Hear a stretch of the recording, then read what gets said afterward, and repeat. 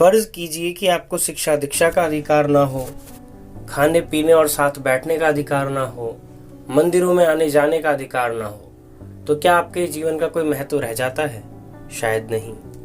तो आज हम बात करेंगे एक ऐसे महान व्यक्ति की जिसने न केवल देश के लिए, शोषितों के लिए, वंचितों के लिए अपना सब सर्व न्यौछावर कर दिया और भारत का एक बहुत बड़ा तबका उनको अपने मसीहा के रूप में मानता है।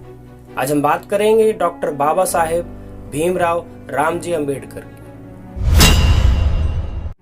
डॉक्टर बी आर अम्बेडकर का जन्म 14 अप्रैल 1891 को ब्रिटिश भारत के मध्य प्रांत में हुआ था। वे रामजी, मालोजी, सकपाल और भीमाबाई की 14वीं व अंतिम संतान थे। वे एक कुशल विधिवेता, अर्थशास्त्री और राजनीतिज्ञ तथा समाज सुधारक थे। उन्होंने अपनी शिक्षा कोलंबिया विश्वविद्यालय और लंदन स्कूल ऑफ इकोनॉमिक्स से अर्थशास्त्र में पीएचडी की डिग्री हासिल करने तक की तथा उन्होंने अर्थशास्त्र, राजनीति विज्ञान और विधि में अपने शोध कार्य भी किए। उन्होंने दलित बौद्ध आंदोलन को शुरू किया। इसके साथ साथ उन्होंने श्रमिक, किसानों और महिलाओं के अधिकारों का भी समर्थन किया। वे स्वतंत्र भारत के प्रथम विधि और न्याय मंत्री भी थे।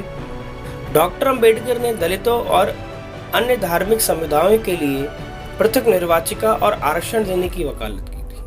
1920 में बंबई में उन्होंने साप्ताहिक मुकनायक अखबार का प्रकाशन किया और शीघ्र ही ये लोगों में लोकप्रिय होने लग गया।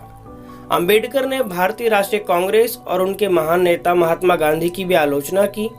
उन्होंने अछूत समुदाय के लिए एक अलग राजनीतिक पहचान की वकालत की जिसमें कांग्रेस और ब्रिटिश दोनों ही दखल न दे सके। 13 अक्टूबर 1935 को नासिक के निकट येवला में एक सम्मेलन में बोलते हुए अंबेडकर ने धर्म परिवर्तन की घोषणा कर दी। उन्होंने कहा, हालांकि मैं एक अछूत हिंदू के रूप में पैदा तो हुआ हूं, लेकिन मैं एक हिंदू के रूप में हरगिज मरूंगा नहीं।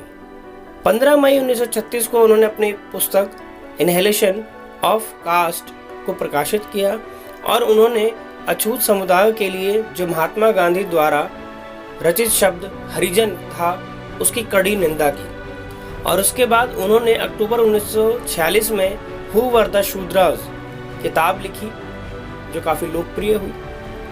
29 अगस्त 1947 को डॉक्टर अंबेडकर को स्वतंत्र भारत के नए संविधान की रचना के लिए बनी मसौदा समिति का अध्यक्ष नियुक्त किया गया। अंबेडकर एक बुद्धिमान संविधान विशेषज्ञ थे। उन्होंने लगभग 60 देशों के संविधानों का अध्ययन किया। अंबेडकर को भारतीय संविधान के जनक के तौर पर भी जाना जाता है। संविधान सभा द्वारा 26 नवंबर 1949 को संविधान अपनाया गया और अपने काम को पूरा करने के पश्चात अंबेडकर ने कहा, मैं महसूस करता हूं कि संविधान साध्य है।